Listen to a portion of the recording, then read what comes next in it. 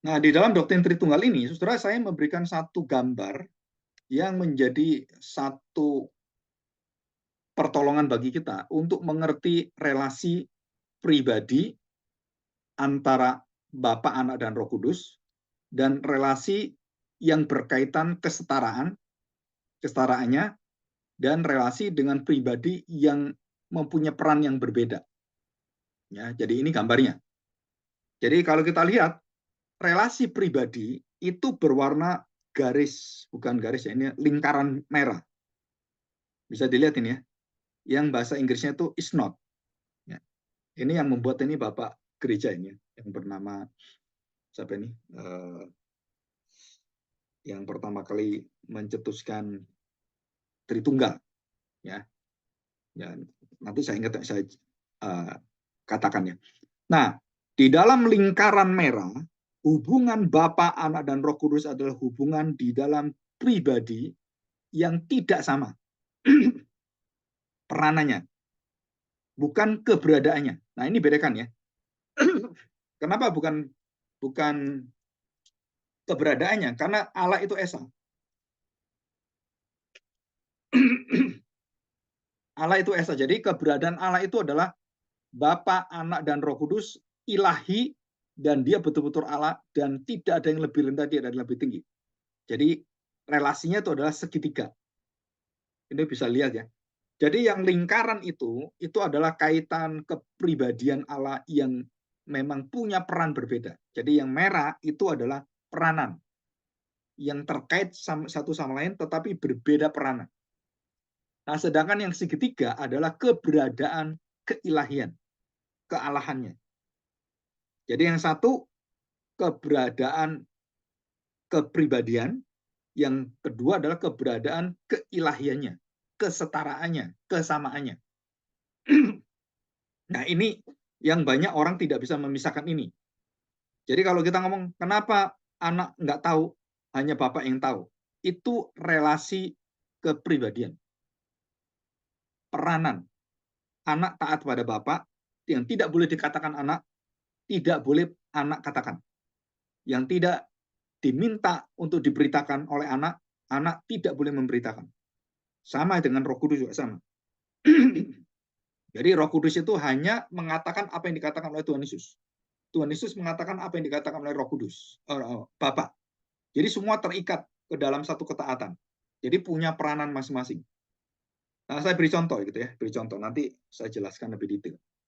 Waktu kita diajar Tuhan Yesus berdoa, ini banyak orang yang perlu memikirkan lebih dalam lagi tentang doa. Kita diminta Tuhan Yesus dan diajar Tuhan Yesus berdoa, Bapa kami. Doa kita itu tujuannya kemana? Tuhan Yesus ngajar ini ya, Bapa kami yang di surga, dan kemudian ngajar, kamu berdoalah seperti ini di dalam Matius, ya, dalam Matius pasal 5, coba kita lihat ya, Matius pasal 5, terus kemudian masuk pada pasal yang ke-6.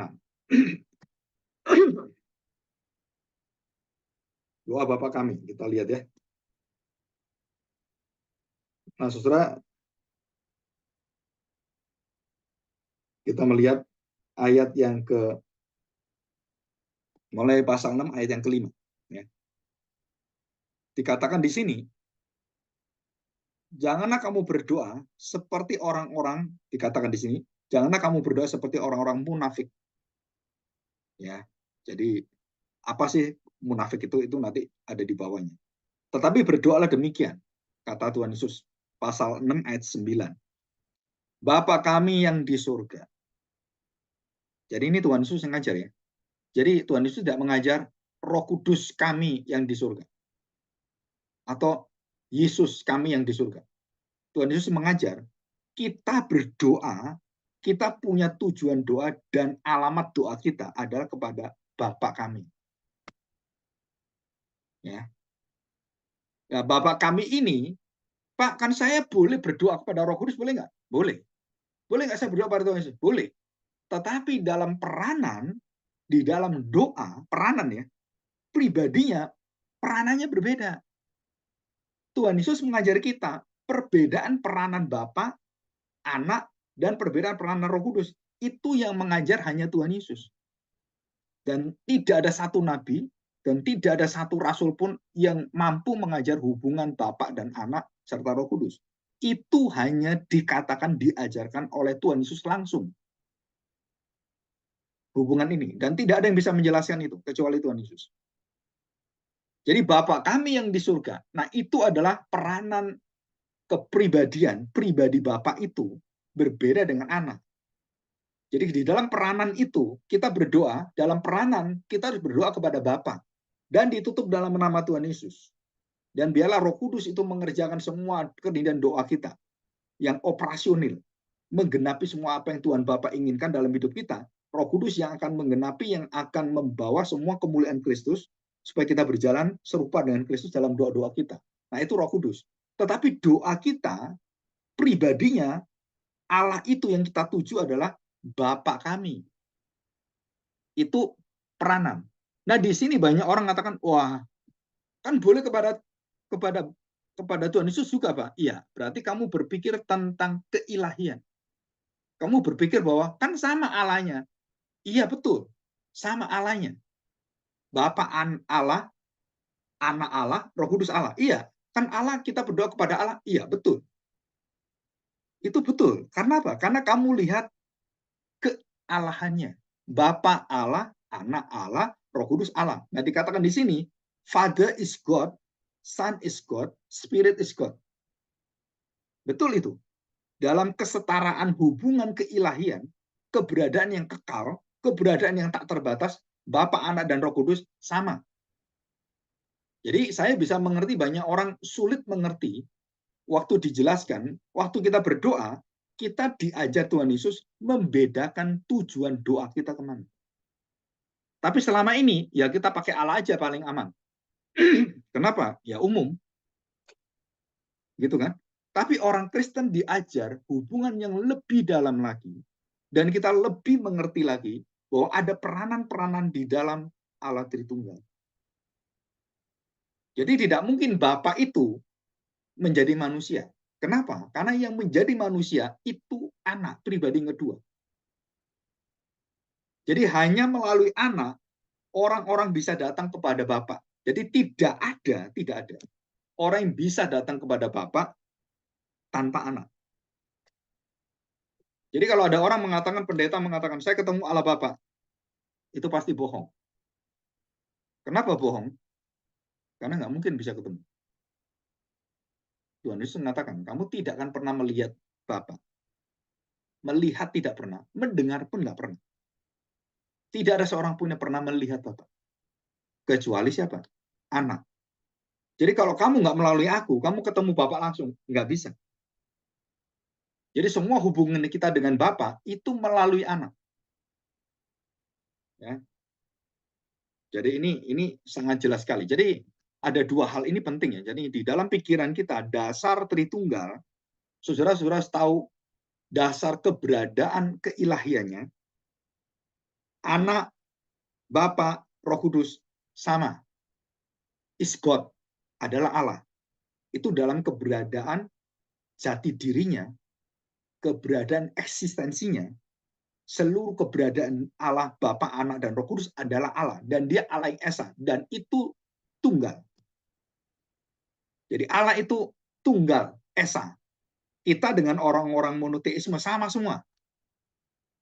Kenapa kita beda? Karena tunggal kita memiliki 3 pribadi yang berbeda. Dan hanya kekristenan yang memiliki ini. Jadi Israel, Yahudi, orang Islam tidak memiliki ini. Mereka tidak mengakui dan mereka melihat kita sebagai orang yang menghujat Allah karena kita membawa Kristus yang adalah manusia menjadi Allah. Dan itu dosa yang tidak bisa diampuni bagi mereka. Ya, termasuk orang Yahudi. Sampai hari ini orang Yahudi, orang Israel tidak percaya Yesus sebagai Allah mereka dan tidak mengakui. Ya. Oke. Jadi dua hal ini penting ya. Jadi nanti hubungan apapun, saudara, kita banyak jatuh karena kita mencampurkan hubungan ini. Dan saya sudah mendengar ratusan kali, baik itu orang-orang yang memberitahukan pada saya ataupun pengajaran dari hamba-hamba Tuhan, pendeta dan semuanya. Banyak yang salah, apalagi saksi Yehova, ya, saksi Yehova. Mereka tidak pernah menyadari dua hubungan yang khusus ini. Jadi di dalam hubungan keberadaan ilahi, Bapa, Anak, dan Roh Kudus adalah Esa, adalah Allah yang tunggal, satu-satunya Allah. Yang kedua, di dalam Allah yang tunggal itu, Tuhan Yesus memperkenalkan kita pribadi yang lain, namanya Bapa dan Roh Kudus dan Anak Yesus sendiri. Dan ketiga pribadi ini memiliki hubungan di dalam hubungan tata layanan kealahan Tritunggal itu berbeda. Tugasnya Tuhan Yesus apa, kemudian apa yang dikerjakan oleh Roh Kudus itu berbeda dengan Bapa dan dengan Anak. Ya, walaupun secara keilahian tugasnya itu adalah sama-sama menopang. Bisa ngerti ya? Jadi di dalam keilahian, kalau Tuhan Yesus Maha Tahu, ya Roh Kudus Maha Tahu, Bapa Maha Tahu, dan tidak ada bedanya. Maha Kuasa, semua sama. Ya, di dalam peranannya lah yang berbeda. Maka Tuhan Yesus waktu mengajar doa Bapa kami di dalam Matius pasal 6, ya, Matius pasal 6 itu, maka kita baru tahu bahwa Tuhan Yesus memberitahukan perbedaan di dalam pengaturan kealahan, pengaturan dalam pribadi Allah yang disebut sebagai theonomy. Ya, sesuai namanya theonomy. Ini nomor ketiga ya. Nah ini, nah poinnya penting sekali. Ada 3 hal yang tadi saya ulang lagi ya. Hakikat Allah, kesetaraan, keilahian, kealahannya. Dan itu penting ya. Yohanes 10:30. 10:30. Bapa dan aku adalah satu. Ya, Yohanes 14 ayat 9 juga dijelaskan yang sama. Coba kita baca Yohanes 14 ayat yang ke-9. Ya. Telah sekian lama aku bersama-sama kamu, Filipus, namun engkau tidak mengenal aku. Kenapa tidak mengenal aku? Karena Filipus mencari siapakah Bapa itu. Barang siapa telah melihat aku, ia telah melihat Bapa. Bagaimana engkau berkata, tunjukkanlah Bapa itu kepada kami. Jadi kamu sudah lama ketemu saya itu, kok masih cari siapakah Bapa itu? Kamu tahu saya, kamu tahu Bapa itu. Jadi Bapa itu hanya bisa dikenal di dalam seluruh kalimat hidupku, dalam keberadaanku. Nah, saudara, ini jelas sekali. Apakah Filipus melihat Bapa secara langsung? Enggak. Melalui Anak dia bisa melihat Bapa. Dan itu perantara, mediator, perantara. Jadi enggak ada satu orang pun yang bisa melihat Bapa, yang hanya bisa dilihat adalah melalui Yesus. Ya, jadi ini jelas ya dikatakan dalam firman Tuhan. Jadi kalau ada orang bertemu dalam mimpi, dalam visi ketemu Bapa, itu pasti nggak sesuai firman Tuhan. Yaitu masuk dalam pengajaran yang sesat. Ya. Terus itu yang kedua, konsep tentang keesaan. The one only, satu-satunya. Jadi Allah yang esa itu satu-satunya Allah dan tidak ada Allah lain seperti Allah yang kita sembah. Dan itu ayatnya ada banyak di sini ya, saya katakan dan juga saya tuliskan di sini. Dalam Yesaya 40 dikatakan juga sama. Ya, Yesaya 40. Saya bacakan Yesaya 40 ayat yang ke-12. Allah di atas semua Allah. Siapakah yang menakar air laut dengan lekuk tangannya dan mengukur langit dengan jengkal lengannya, menyukat debu tanah dengan takaran, menimbang gunung-gunung dengan racing, atau bukit-bukit dengan raja. Ya, ayat yang ke-13, siapa yang dapat mengatur roh Tuhan? Roh Tuhanlah yang mengatur segala sesuatu, bukan roh Tuhan diatur. Atau memberi petunjuk kepadanya sebagai penasihat. Ini juga Paulus tuliskan ya, di dalam Roma pasal 11 ayat 34. Sebab siapakah yang mengetahui pikiran Tuhan? Atau siapakah yang pernah menjadi penasihatnya? Ya. Ayat 14. Kepada siapa Tuhan meminta nasihat untuk mendapat pengertian? Dan siapa yang mengajar Tuhan untuk menjalankan keadilan, atau siapa yang mengajar dia pengetahuan, yang memberi dia petunjuk supaya ia bertindak dengan pengertian. Dan termasuk kita tadi berbicara, kalau Tuhan menjadikan orang seperti itu, ya jadikan aja Pak yang sempurna. Nah, kita termasuk orang-orang, apakah kita mau mengajari Tuhan? Firman Tuhan yang dinyatakan dalam hidup kita, apakah kita mau menambahkan itu dengan pikiran kita? Oh, lebih baik Tuhan itu menciptakan manusia yang bisa nggak jatuh dalam dosa. Berarti kita lebih pintar dari Tuhan. Kita lebih berakal dari Tuhan, lebih berhikmat dari Tuhan. Enggak, saudara. Kenapa? Karena pikiran kita terbatas. Memang siapa kita sebenarnya yang bisa mau mengatur Tuhan, mau ngajari Tuhan? Nah, ini ayat-ayatnya di sini kan, Yesaya pasal 40 ini kan. Siapa yang mengajar dia pengetahuan dan memberi dia petunjuk supaya bertindak dengan pengertian? Sesungguhnya bangsa-bangsa adalah seperti setitik air dalam timba. Bayangkan, saudara. Kecil sekali. Seperti setitik air, seperti debu lah. Seperti itu. Dan dianggap seperti debu pada neraca. Sesungguhnya pulau-pulau tidak lebih daripada abu halus beratnya. Saudara, kalau saudara masuk dalam dunia ruang angkasa, yang di belakang saya ini kan dunia ruang angkasa ini kan. Saudara, betul-betul kita ini bahkan lebih kecil dari debu. Ya, dikatakan di situ. Dikatakan Libanon tidak mencukupi bagi kayu api dan marga satwanya tidak mencukupi bagi korban bakaran. Segala bangsa seperti tidak ada di hadapannya. Mereka dianggapnya hampa dan sia-sia saja. Jadi dengan siapa engkau hendak menyamakan Allah dan apa yang dapat kamu anggap serupa dengan dia? Ya, saudara, semua yang menyerupakan Allah adalah menyembah berhala. Hukum Taurat yang pertama. Jangan ada Allah lain di hadapanku. 19. Patungkah tukang besi menuangnya dan pandai emas melapisnya dengan emas, membuat rantai-rantai perak untuknya. Orang mendirikan arca, memilih kayu yang tidak lekas busuk, mencari tukang yang ahli untuk menegakkan patung yang tidak lekas goyang. Tidak tahukah kamu dan tidak kamu dengar? Tidak diberitahukan kepadamu dari mulanya? Tidakkah kamu mengerti dari sejak dasar bumi diletakkan? Dia yang bertata di atas bulatan bumi yang penduduknya seperti belalang. Dia membentangkan langit seperti kain dan memasangnya seperti kemah kediaman. Dia yang membuat pembesar-pembesar menjadi tidak ada dan yang menjadikan hakim-hakim dunia sia-sia saja. Ini semua Tuhan. Jadi jelas ya, jadi Allah yang Esa itu satu-satunya Allah dan ada di dalam pribadi yang kita kenal dan terwujud dan bermanifestasi kealahan yang sempurna itu menjadi dapat dikenal manusia di dalam Kristus.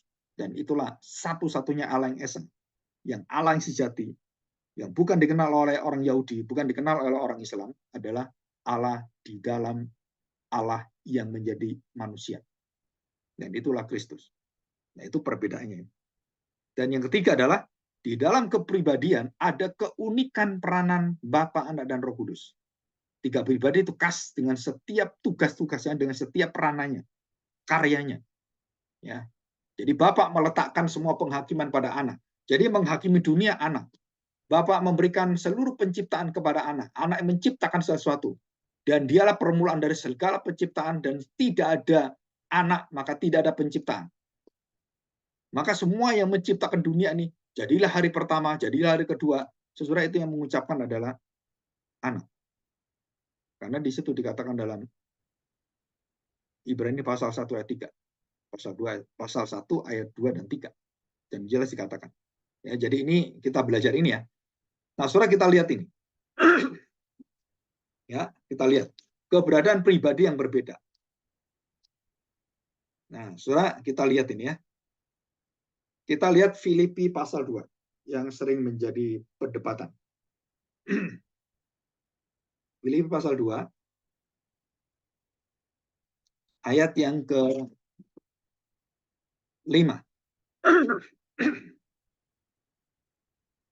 Filipi pasal 2 ayat yang ke-5. Demikian bunyi firman Tuhan. Hendaklah kamu dalam hidupmu bersama menaruh pikiran dan perasaan yang terdapat juga dalam Kristus Yesus. Nah, saudara, kita bisa mengerti ini tentang rahasia Allah ini, rahasia pribadi Allah di dalam Kristus. Kita menemukan Bapa, kita mengenal Roh Kudus. Saudara, kita harus mengalami kematian, kehidupan bersama dengan Kristus. Nah, barulah kita menerima pikiran Kristus, perasaan Kristus, baru kita tahu siapakah dia. Ya, ayat ke-6, yang walaupun dalam rupa Allah, ini adalah keberadaannya. Tadi yang di dalam bentuk segitiga, keberadaan Allah. Yang tidak menganggap kesetaraan keilahiannya dengan Allah itu sebagai milik yang harus dipertahankan. Nah, ini berkaitan dengan peranan pribadi dia. Dia Allah dan dia tidak mengenakan ke Allah, meninggalkannya, tanda petik sementara waktu, dan tidak terus meninggalkannya, karena dia harus ada utusan dan peranan. Nah, di dalam peranan dia sebagai anak, dia harus meninggalkan keilahiannya. Untuk apa? Supaya dia betul-betul menjadi manusia, mati, dan kemudian dia mati bagi dosa-dosa kita, menerima hukum Taurat dan terkutuk di dalam hukum Taurat, dan menerima murka Allah, terus dia kemudian menerima dosa semua manusia, seperti anak domba yang disembelih. Nah, dia harus meletakkan itu. Artinya, dia tidak memakai kuasa keilahiannya. Jadi waktu dia mati di kayu salib, dia tidak mengenakan kesetaraan keilahiannya. Dan tidak dipertahankan. Istilah Alkitab itu ya. Jadi dia lepaskan. Yang 7, melainkan telah mengosongkan dirinya sendiri dan mengambil serupa seorang hamba dan menjadi sama dengan manusia. Nah, ini adalah peranan. Jelas ya? Jadi kesetaraan tidak dikenakan, ditinggalkan, dilepaskan. Dia mengambil kemanusiaan seperti kita semuanya dan mengambil dosa kita, karena hanya di dalam kemanusiaanlah dosa itu bisa diterima. Di dalam keilahian dosa tidak bisa diterima. Kenapa? Karena di dalam kekudusan Allah tidak ada dosa dalam diri Allah. Saudara, ini satu pengertian yang mendasar. Di dalam diri Allah tidak ada kegelapan. Dia adalah terang, segala terang, dan tidak ada kegelapan. Bahkan bayangan pun tidak ada. Nah, dia mengambil rupa manusia, dia mengosongkan dirinya. Istilahnya ini kenosis ya, mengosongkan diri. Dikatakan di sini, dan dalam keadaan sebagai manusia, ia telah merendahkan dirinya dan taat sampai mati, bahkan mati sampai mati di kayu salib. Itulah sebabnya Allah sangat meninggikan dia dan mengaruniakan kepadanya nama di atas segala nama. Inilah manusia yang dikenan Tuhan, yang dikasih Tuhan, yang membanggakan hati Tuhan. Inilah manusia adalah anaknya sendiri. Dan dia adalah Allah sendiri.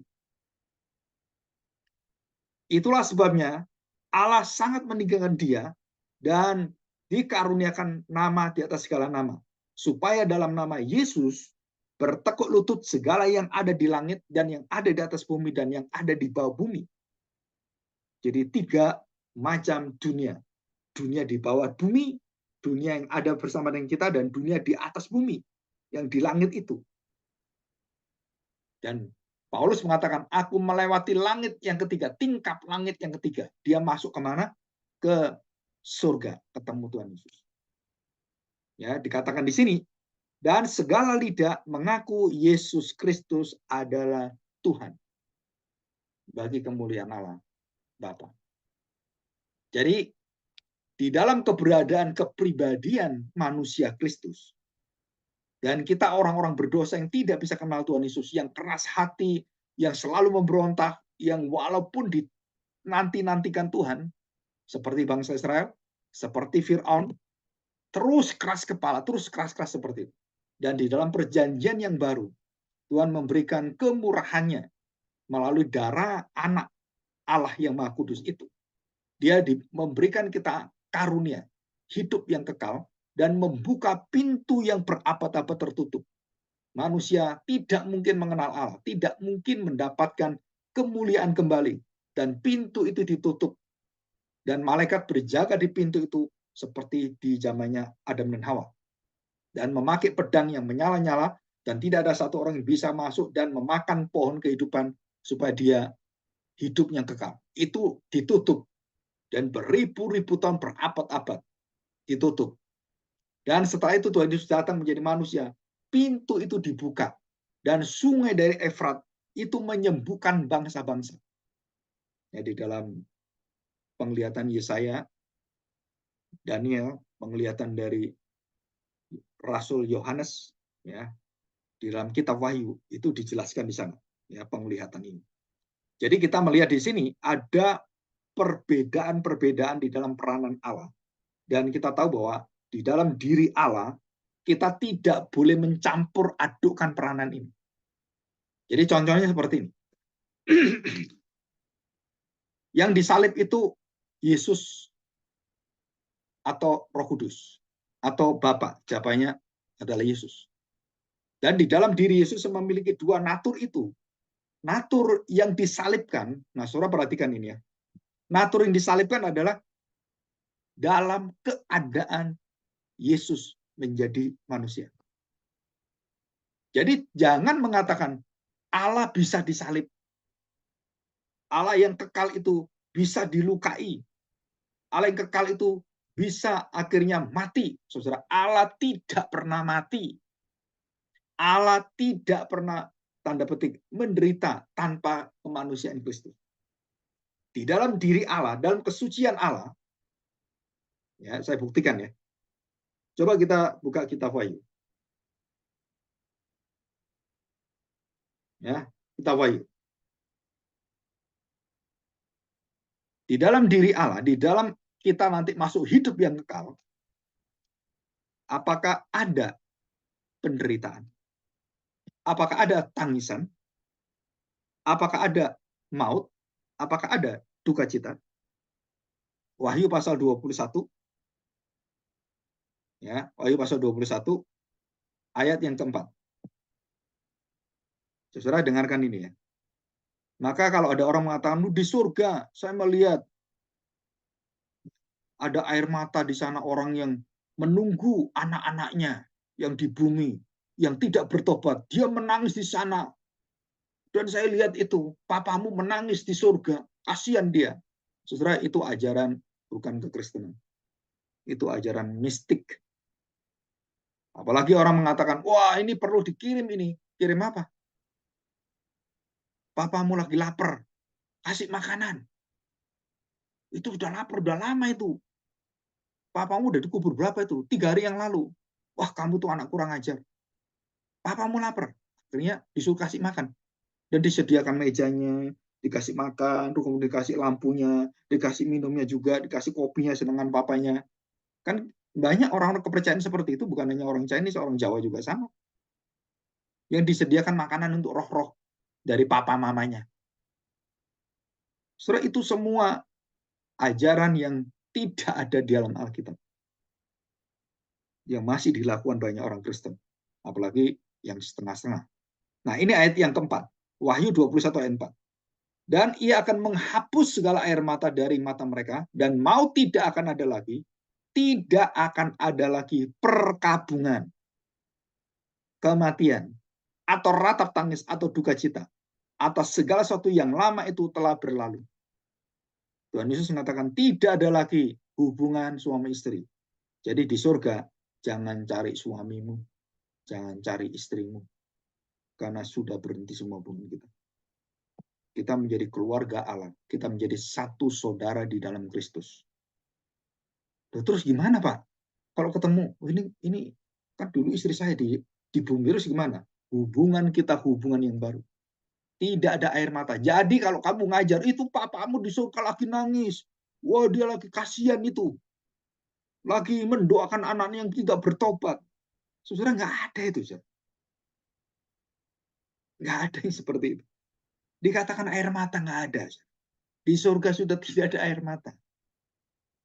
Jadi pengajaran apapun yang mengatakan melihat dunia yang roh itu, yang sudah orang-orang di sana kemudian melawan firman Tuhan, melawan ayat 4 ini, saudara, itu semua ajaran yang tidak benar, ajaran yang menyimpang dari Alkitab. Ya, jadi ini jelas sekali. Jadi kita belajar rupa itu artinya apa dan kesetaraan artinya apa. Jadi rupa manusia, kita diciptakan menjadi serupa Allah. Karena kita rusak rupa kita, jatuh dalam dosa, Adam jatuh dalam dosa, maka rupa kita rusak rupa manusia kita rusak. Nah, rusaknya rupa kita diambil oleh Tuhan Yesus yang menjadi manusia, yang rupanya tidak pernah rusak, tidak pernah berdosa, mengambil rupa kita dan rupa keindahan Kristus, menerima rupa rusak kita, supaya rupa rusak kita dirupakan menjadi sang perupa. Menjadi rupa yang indah, rupa yang segambar dengan anaknya, menjadi serupa keindahan rupa Kristus. Yang mengambil kerusakan rupa kita. Dan seluruh kerusakan itu diciptakan ulang oleh Kristus, dan melalui Roh Kudus yang merupakan rupa Kristus menjadi rupa kita, dan kita menjadi serupa dengan perupa kita. Dan itu dalam Filipi pasal 2. Kalimat itu adalah kalimat-kalimat yang saya ambil, yang saya renungkan di dalam Filipi pasal 2.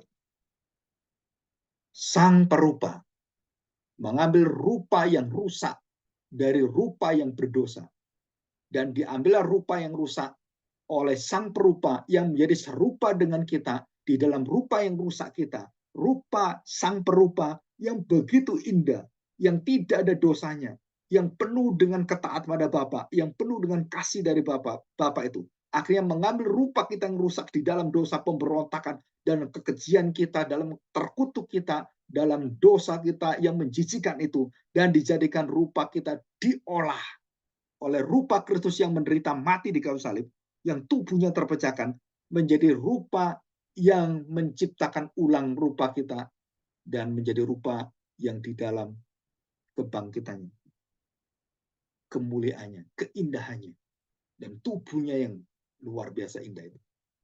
Dan saudara, kita semua akan memiliki tubuh ini.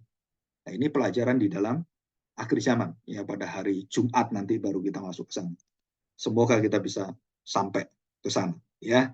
Nah, ini adalah satu peranan, ya. Jadi kita belajar hari ini, saya pikir udah lumayan, kita sudah bisa menangkap semuanya. Jadi apapun masalahnya, nanti saudara, 2 poin penting itu, kesetaraan keberadaan Allah dan kepribadian yang berbeda. Nah, biasanya seluruh ajaran itu yang sesat itu kecampur di situ. Oh, ini dia pikir pribadinya itu sama dengan keberadaannya, padahal beda. Dan waktu keberadaannya dijadikan berbeda dengan pribadinya, nah itu juga beda.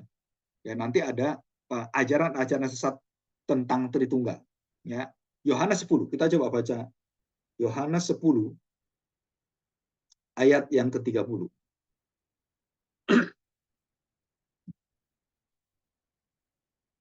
Yohanes 10 ayat ke-30. Perhatikan baik-baik, ya. Ini adalah hakikat keilahian. Apa yang dikerjakan anak sama yang dikerjakan oleh Bapa di dalam fungsi keilahian, keberadaan kealahan. Ya, saya bacakan 27.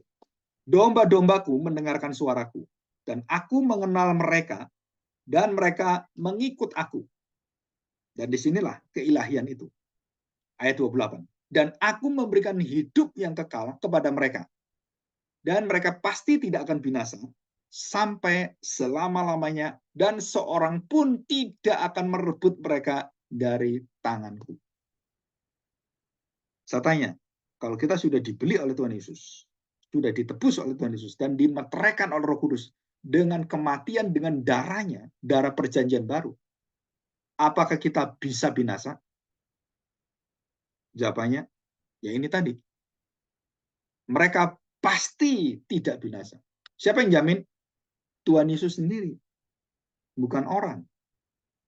Tidak akan binasa. Dan dikatakan kalimat itu, mereka pasti tidak akan binasa, dan sampai selama-lamanya, dan seorang pun tidak akan merebut mereka dari tanganku.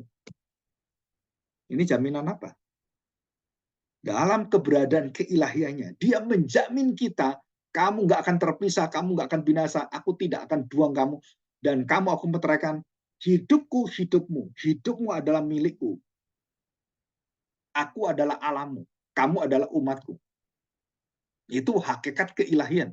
Jadi seluruh jaminan keselamatan kita bukan berada kepada jaminan yang dilakukan oleh kita. dilakukan oleh kondisi kita, dilakukan oleh kekuatan kita. Bukan, saudara. Ini oleh kekuatan keilahian dan keberadaan Kristus. Dan ini jelas sekali. Aku memberikan hidup yang kekal, dan aku memastikan mereka tidak binasa, aku menyertai mereka sampai selamanya, dan tidak ada orang yang merebut daripadaku. Ya. Oke. Ya. Dalam Yohanes pasal 14 ayat 9 tadi sudah sangat jelas. Ya, saya akan bacakan ya. Kita lihat ini, supaya kita belajar hal-hal yang penting, dua prinsip ini, kepribadian dan keberadaan keilahian. Yohanes 14 ayat yang ke-9. Perhatikan, saudara. Telah sekian lama aku bersama-sama kamu, Filipus, dan kamu tidak mengenal aku. Karena kamu menanyakan, siapa Bapak? Bagaimana saya kenal Bapak? Jadi saudara perhatikan, identitas Yesus dengan Bapa, keberadaannya sama. Saya melihat Yesus, tanda petik, sama dengan saya melihat Allah. Sama saya dengan melihat Bapa. Jadi semua orang yang mengenal Bapa itu harus mengenal Yesus. Yohanes 14 ayat 9. Ayat 6 juga sama. Akulah jalan, kebenaran, dan kehidupan. Tidak ada seorang pun yang datang kepada Bapa kalau tidak melalui aku. Jadi di dalam keilahian, keberadaan Yesus dengan Bapa sama. Tapi dalam peranan, saudara perhatikan, dalam peranan, kamu nggak bisa kenal Bapa. Nggak bisa kamu serot ke sana, langsung ke sana. Nggak bisa. Kamu harus melalui aku. Tanpa melalui aku, kamu nggak tahu Bapa. Kamu nggak bisa ke Bapa, dan kamu nggak akan kenal Bapa. Jadi jelas ya. Jadi dalam keberadaannya sama, tapi waktu kamu mengenal pribadinya, saudara, ada peranan. Kamu nggak bisa ke sana. Karena peranan saya lah yang menjadi mediatornya, menjadi pengantaranya. Baru kamu bisa ke Bapa. Itu peranan kepribadian. Dan itu beda peranannya. Tapi Bapak dan aku sama. Ya. Jadi ada pendeta di Jakarta yang mengajarkan Yesus minor dan Yesus mayor. Yesus yang subordinasi, bukan Allah yang Yahweh. Yesus itu adalah dijadikan Allah. Saudara, ini pengajaran betul-betul merusak dan menyesatkan jemaat. Dan saya berdoa, seringkali berdoa, supaya pendeta seperti ini diampuni Tuhan. Tapi sampai hari ini belum bertobat, dan mungkin saya pikir bisa-bisa nggak bertobat.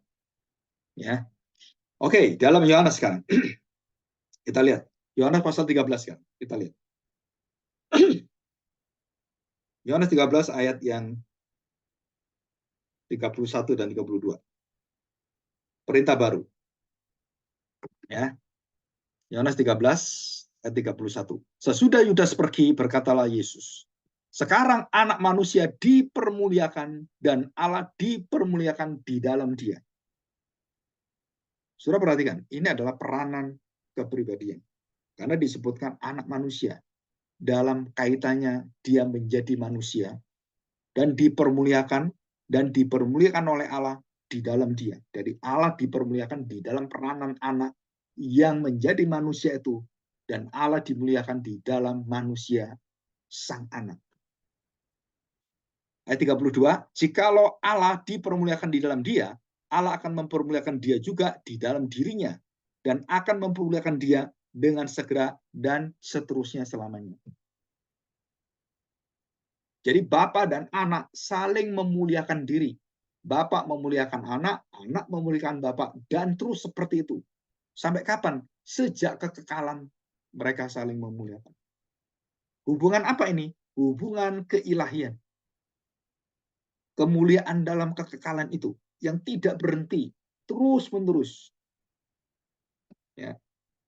Ayat yang ke-32 harus kita lihat 14 ayat 13. 14 ayat 13. Ya. Dan apa juga yang kamu minta dalam namaku, Aku akan melakukannya supaya Bapa dipermuliakan di dalam Anak. Saudara, ini peranan apa? Peranan, bukan keilahian. Tapi dia berperan. Kalau kamu minta dalam namaku, Bapa itu lihat aku, pasti kamu dikasih.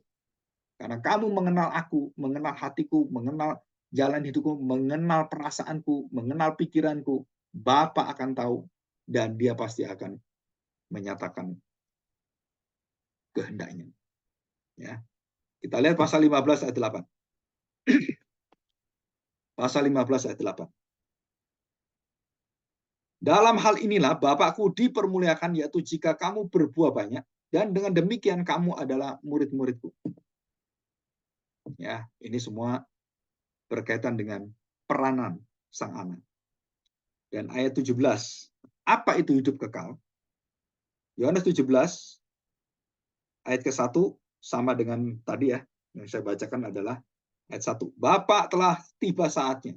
Permuliakanlah anakmu supaya anakmu mempermuliakan engkau. Sama seperti engkau telah memberikannya kuasa atas segala yang hidup. Ini peranan. Ya, ngerti ya? Ini peranan. Jadi Bapak memberikan peranan, memberikan segala yang hidup kepada anak. Ini peran anak. Bapak yang memberikan kuasa itu pada anak. Demikian pula ia akan memberikan hidup yang kekal kepada semua yang telah engkau berikan kepadanya. Semua orang-orang yang percaya itu bersumber dan berasal dari Bapak yang diserahkan oleh Bapak kepada anak. Saya bisa percaya itu karena Bapak yang menganugerahkan pada saya.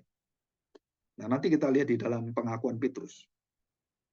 Dan dikatakan di sini, inilah hidup yang kekal, yaitu bahwa mereka mengenal engkau, satu-satunya Allah yang benar, dan mengenal aku, anakmu Yesus Kristus, yang telah engkau utus. Aku telah mempermuliakan engkau di bumi dengan jalan menyelesaikan pekerjaan engkau berikan kepadaku. Itulah untuk aku lakukan. Oleh sebab itu ya Bapa, permuliakanlah aku padamu sendiri.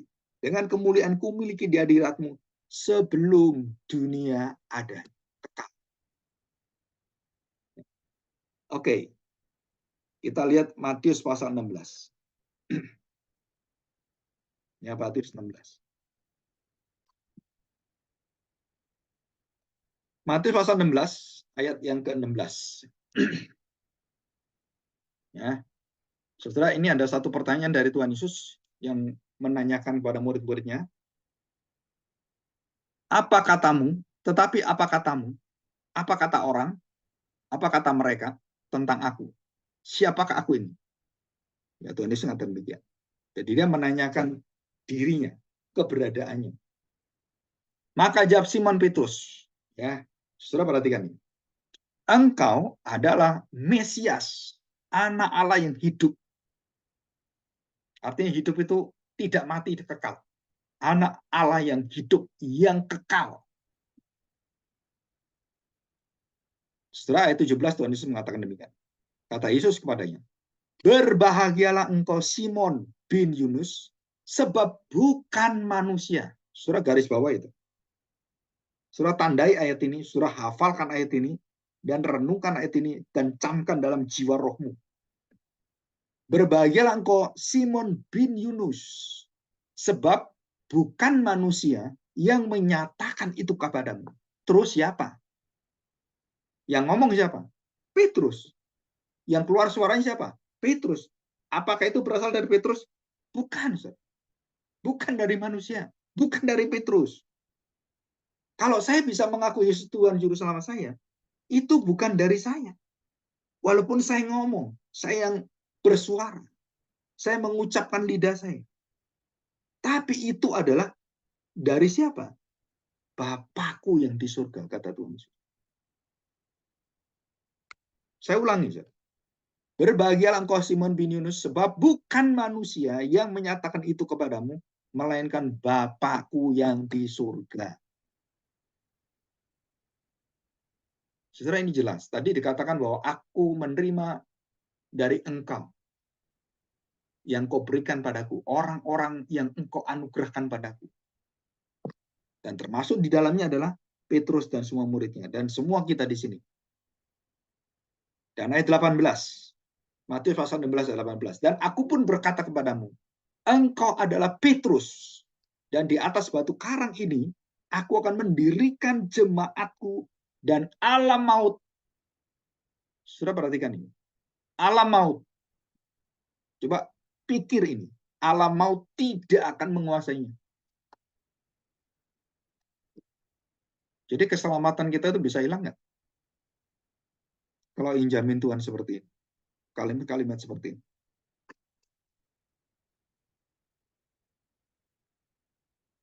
Alam maut itu apa? Apa itu alam maut? Kerajaan maut. Iblis Lucifer, roh-roh jahat, dan kerajaannya, sistemnya, dan segala tipu mulianya, kebohongannya, dikatakan tidak akan menguasaimu, tidak akan menguasai kita. Sudah dikatakan, kepadamu akan kuberikan kunci kerajaan surga. Apa yang kau ikat di dunia ini akan terikat di surga, dan apa yang kau lepaskan di dunia ini akan terlepas di surga. Itu inti apa? Injil kerajaan Allah. Rahasia kerajaan Allah. Rahasia Kristus. Rahasia Injil. Nama Kristus. Dan ini sangat indah sekali. Ya. Saudara, kita lihat Yohanes pasal 15. Yohanes 15 ayat yang ke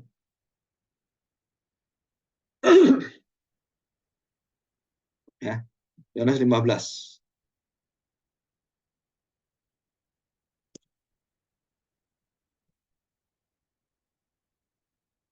Pokok anggur ya. Saya bacakan ayat 4. Tinggallah di dalam aku dan aku di dalam kamu. Sama seperti ranting tidak dapat berbuah dari dirinya sendiri. Saudara perhatikan ya. Jadi kita ini tidak bisa menghasilkan perbuatan-perbuatan yang bisa menyenangkan Tuhan tanpa kita menempel pada pokok anggur. Kita dia akan bisa berbuah. Ranting tidak punya dasar untuk hidup bisa berbuah tanpa dia menempel, bersumber kepada pokok anggur. Dikatakan kalau ia tidak tinggal pada pokok anggur, demikian juga kamu tidak akan berbuah jika kamu tidak tinggal di dalam aku. Akulah pokok anggur dan kamulah ranting-rantingnya. Barang siapa di dalam aku dan aku di dalam dia, ia berbuah banyak sebab di luar aku kamu tidak bisa berbuat apa-apa.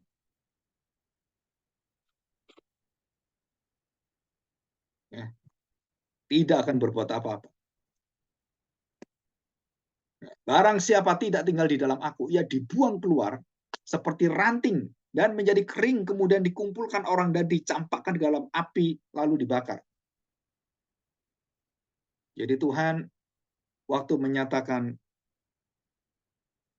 kasih-Nya, dan kemudian orang menerima kasih Tuhan, percaya pada Tuhan, dan ada orang yang tidak mau percaya, di manakah mereka? Dicampakkan dan dibuang dalam api. Api itu apa? Hukuman, kematian. Masuk dalam neraka. Dan dikatakan di sini, jika engkau tinggal dalam aku, mintalah apa saja yang kamu kehendaki. Dan engkau tinggal dalam firman-Ku, engkau mengerti firman Tuhan. Minta apa saja, kamu akan menerimanya. Kenapa? Karena kita tahu kita minta apa, bukan minta maunya kita. Minta apa yang dikatakan firman Tuhan, minta apa yang dikehendaki Tuhan. Maka pasti Tuhan akan kabulkan.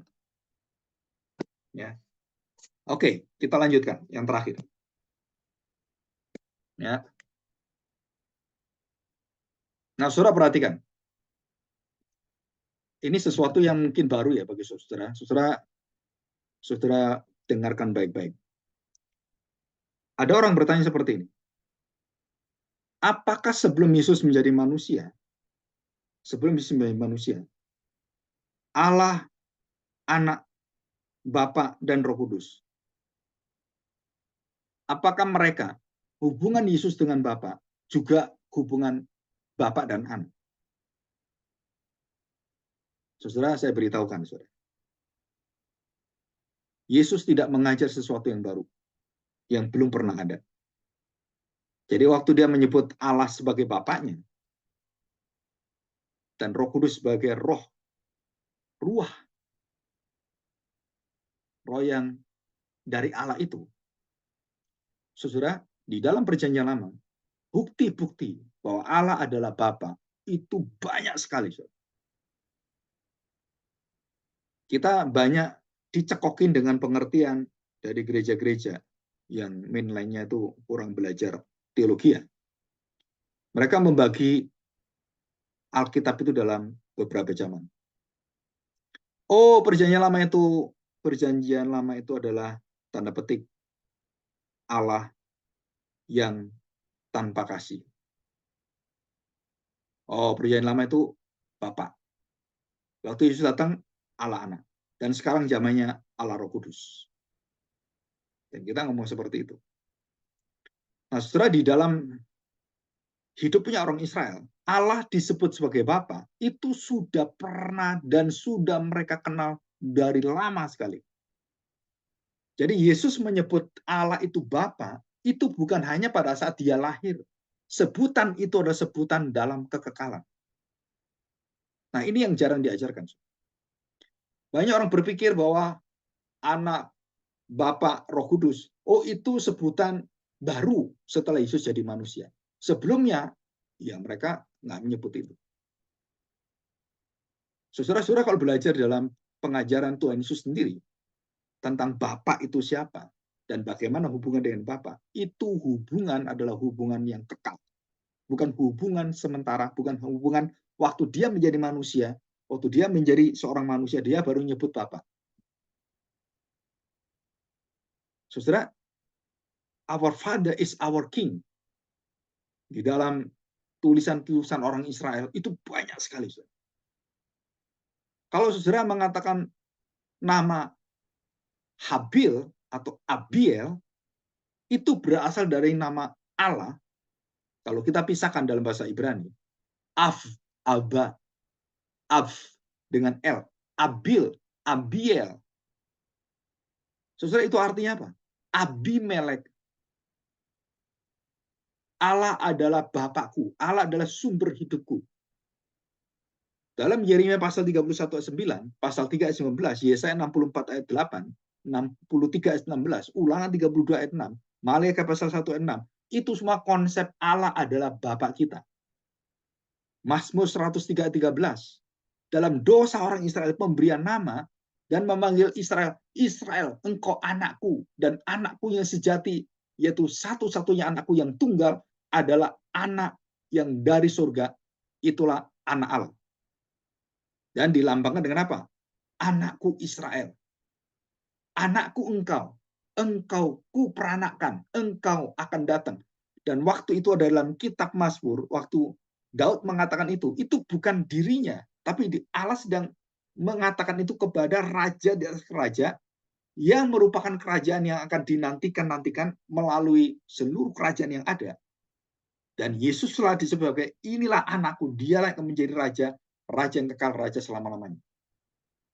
Jadi hubungan orang Israel disebut sebagai anakku. Allah itu apanya bangsa Israel?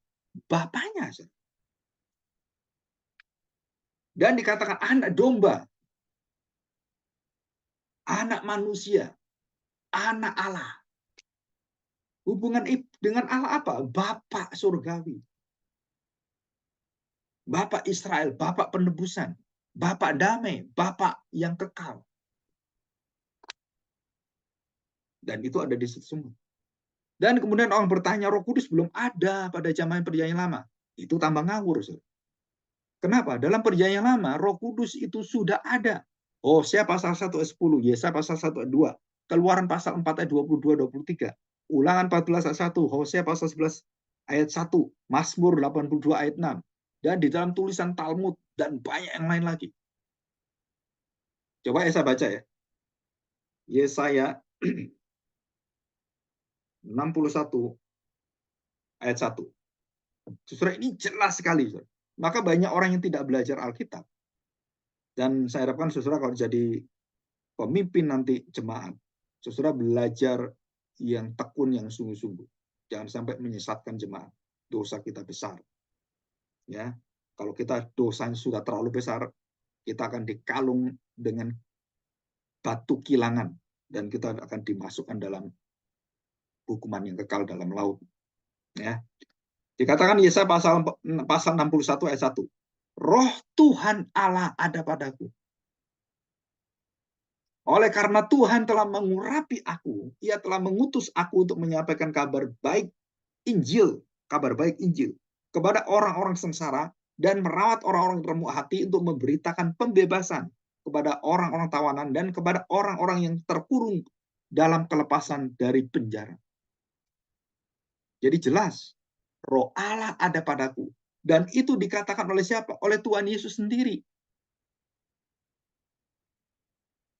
Genaplah firman Tuhan ini. Roh Tuhan ada padaku. Mereka marah.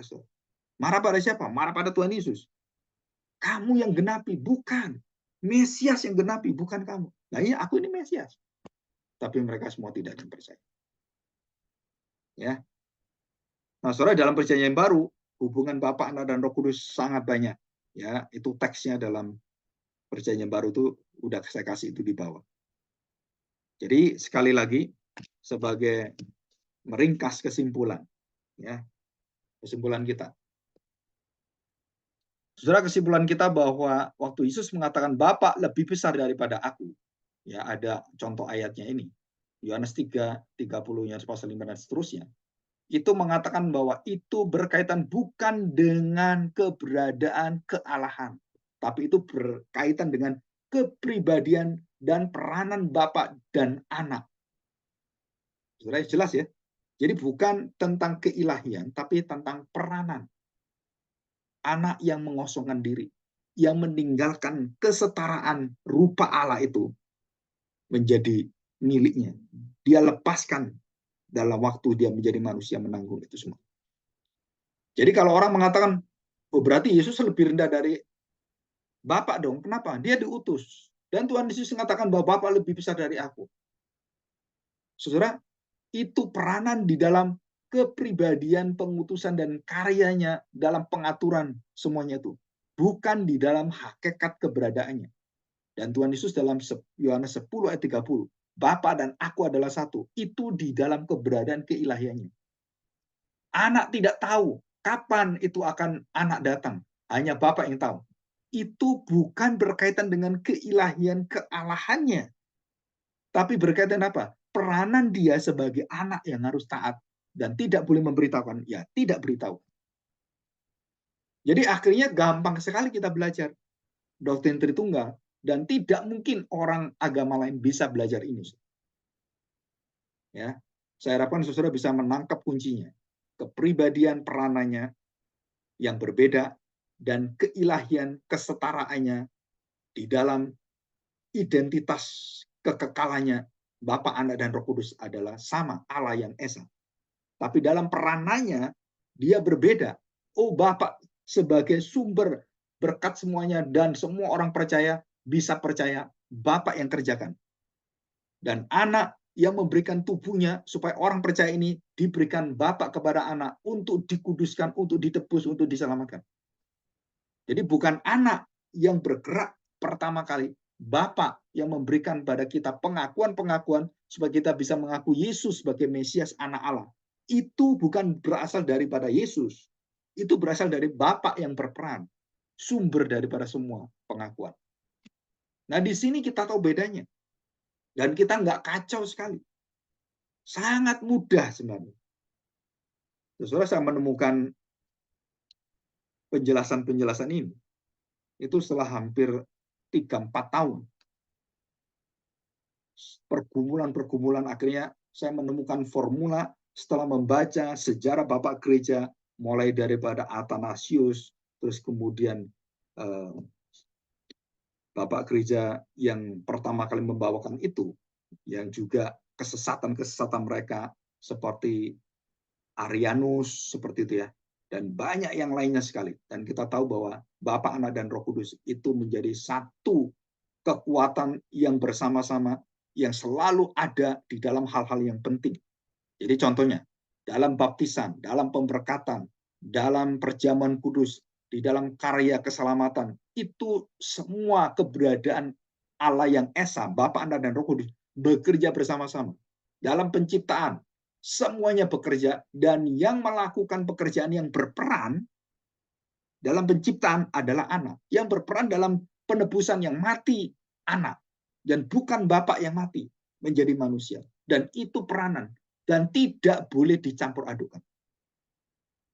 Karena kalau dicampur adukan, kita mengajar banyak nanti penyimpangan-penyimpangan dan kesesatan. Ya. Dan kalau saudara tertarik, saudara bisa belajar penyimpangan-penyimpangan ajaran Tritunggal. Yang subordinasi, doketisme, itu banyak nanti di bawah. Yang mencampurkan ilahi dengan kemanusiaan. Yang menolak ilahi, menolak kemanusiaan. Itu semua ada. Ya. Biasanya saya kasih beberapa hal yang penting ya di situ. Oke, nanti dipelajari lagi. Saudara kalau ada pertanyaan nanti bisa ditanyakan. Kalau nggak sempat, kalau saudara masih ingat ada hal yang perlu ditanyakan, saudara nanti WA ke saya. Ya. Ini nomornya kemarin udah saya kasih ya. Oke, saya pikir cukup sekian. Saudara jangan lupa Yohanes pasal 9. Ya, saudara laporkan testimoni dan termasuk ringkasan ceritakan tentang kedaulatan Allah dengan keberadaan orang buta sejak lahir itu salahnya siapa? Tadi saya sudah jelaskan. Nah, saudara itu ringkas. Nah, saudara mengalami apa dengan penjelasan Tuhan Yesus itu? Dan kemudian di dalam pelayanan saudara sekalian, kalau nanti kita menghadapi tanda petik orang-orang yang cacat sejak lahir, permasalahan dalam kehidupan, jangan selalu dikaitkan dengan masalah dosa. Ya, jangan dikaitkan selalu dengan dosa. Oh, ini dosa siapa? Karena Tuhan Yesus mengingatkan pada kita peristiwa itu. Ya, oke.